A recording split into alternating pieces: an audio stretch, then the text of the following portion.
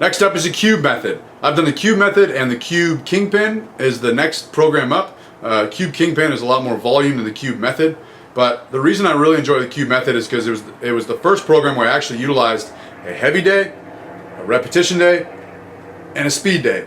This worked great for me for recovery because you're never squatting or deadlifting heavy in the same week. You're never benching or overhead pressing heavy in the same week. And if you look at it in a 3-week lineup, you're only squatting, benching, and deadlifting heavy once in those 3 weeks. So I feel like recovery for me was spot on with this program.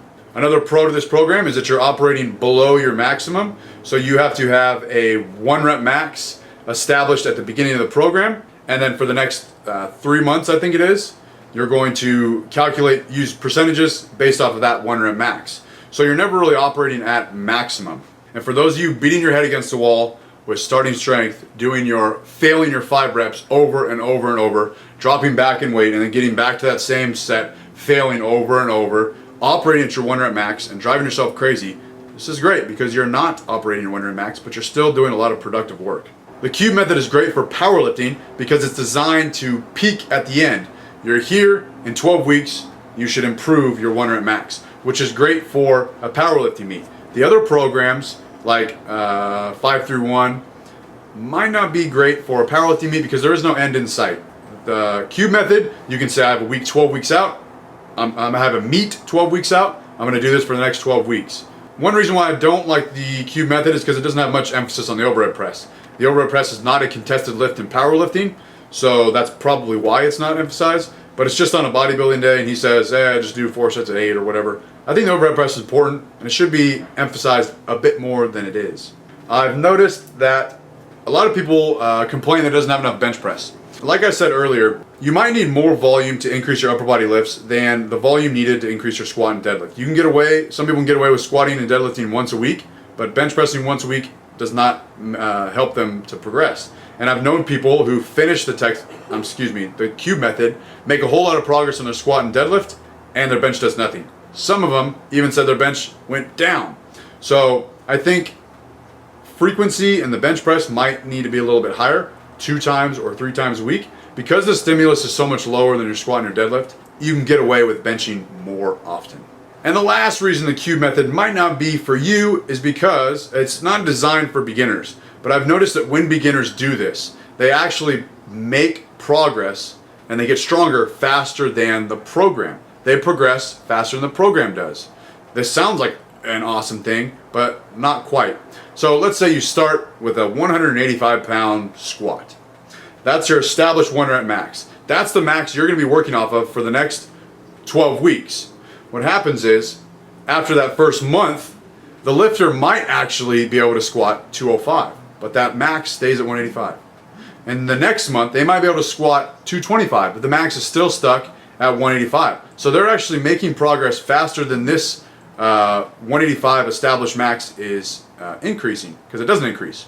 So what happens is, as they get stronger and the percentages go up, it's like the percentages don't even change. So at the very end, when they're doing sets of 2 that should be difficult, they're way too easy because they have surpassed that old 1 rep max and they've gotten a lot stronger than they were 12 weeks ago. So the percentages don't really add up, and towards the end of the program, you're not doing anything to create a new stimulus because you're getting so much stronger.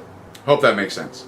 Last but not least, I have done a weightlifting meet, and when I did that, I didn't really know what I was doing, so I said I want to put this training in someone else's hands who does know what they're doing.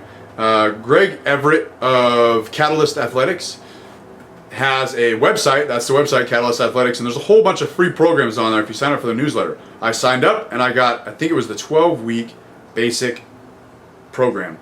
And I said I was going to do this exactly as it's written, to a T. I'm not going to change anything. I'm not going to give any of my expertise because I wasn't experienced in Olympic lifting. I said, this guy knows what he's doing. I'm going to follow it. So the reason it was great was because it had a big emphasis on the 2 Olympic lifts, the clean and jerk and the snatch. There was also a good amount of variations that really taught me a lot and allowed me to develop the skill as an Olympic weightlifter. Variations meaning a deficit pull or a block pull, maybe a complex, a number of parts or phases to the lift in one set. Anyway, so the skill was definitely emphasized, and it really helped me perfect my technique. the program does not lack volume. You get plenty of practice with the lifts, plenty of exposure to everything you would need as an Olympic weightlifter. And that was also a con, too much volume. I don't know if it was me and my lifestyle, if I was just so caught up with the gym and so busy that my training was really taking a hit, or if it was the actual program, but I burnt out so hard on this program. It was kicking my ass. Working up to essentially a max, maybe 90-95%, 5 days a week on the clean and jerk and the snatch, and then doing a bunch of pulls, and then doing a bunch of push presses and more jerks. I was thrashed. It beat me up big time. I remember that I got to the point where I could clean and jerk 320 pounds pretty much any day of the week, regardless of how I felt. But that number was slowly dwindling down. About 75% of the way through, I was hitting a wall really, really hard. It wasn't 1 or 2 days, it was every single day. I would get pinned at the bottom of a clean with like 250. I couldn't even get overhead. I was so fried from this program. So maybe it was too much volume for me, or maybe everything outside of the gym was just affecting my training. I don't really know. But I know that next time I do this, I'm going to be a little bit more cautious of going balls to the wall every single day. More is not always better. Last but not least, the con to this program and many Olympic weightlifting programs. Not all of them, but most of them. There is not enough emphasis on the squat, the deadlift, or the overhead press.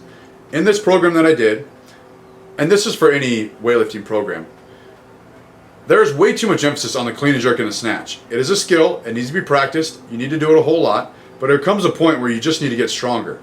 And I was doing the high bar squat. I would do it at the very end of every training session when I was completely beat to shit. And my ability to squat 4 times a week improved. At first it was really hard for me, then it got a little bit easier, but I don't think my strength ever improved. At the end of the cycle, my high bar squat did not increase. My front squat did not increase. You never ever deadlift. I don't know what is wrong with deadlifting for an Olympic weightlifter. If you can deadlift 405 and you increase your deadlift to 605 pounds, your clean is automatically going to get better. Everyone always looks to technique. I see these guys who are cleaning 100 kilos and they're getting pinned at the bottom, barely standing up, grinding out, and then barely make the jerk. And their technique, I gotta fix my technique. What's wrong with my technique? You just need to get stronger. If you increase your front squat from 100 kilos to 160 kilos, that 100 kilo clean and jerk is gonna be way easier. And on this program, I never deadlifted.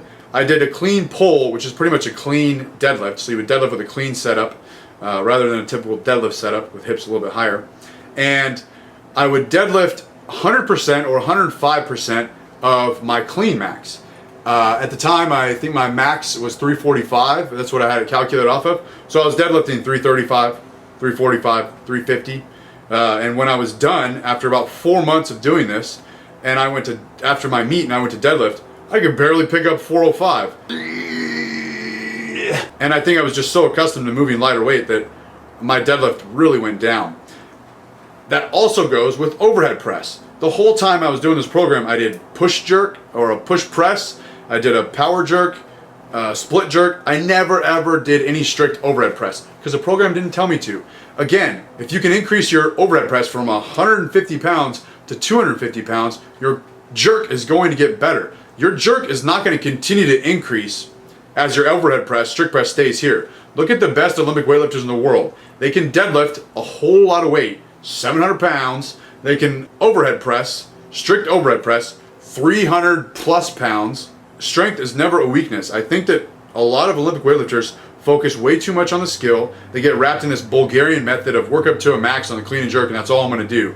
Just get stronger. While I was on this program, the best way that I can describe it is that when I started, my strength was here, my skill was here, my skill improved, but my strength decreased. And I actually set PRs on my lifts, but if I was to do it again, I would focus a hell of a lot more on increasing my squat strength and my overhead press strength and my deadlift strength. So that's it, guys. Thank you very much for watching. I hope you enjoyed. I hope you learned something. If you got any more questions about these programs or another program, if I've had any experience with it, drop it down in the comments section and I'll do my best to get to it. Thank you very much for watching, and always remember, Tread on time!